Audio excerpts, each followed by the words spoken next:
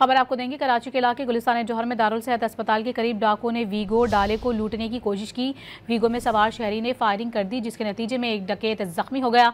शहरियों ने डकैत को पकड़कर तशद्दुद का निशाना बनाया। मज़ीद जानते हैं, डॉन न्यूज़ के नुमाइंदे मोहम्मद बिलाल खान हमारे साथ मौजूद हैं। बिलाल, बताएगा इससे मुताल्लिक क्या तफसीलात सामने आई हैं?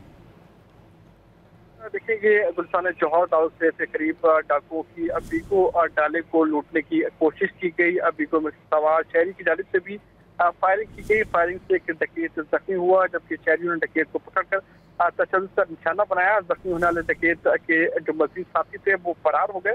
डाकुओं और शहरियों के दरमियान फायरिंग से एक राहगीर शहरी भी जख्मी हुआ है।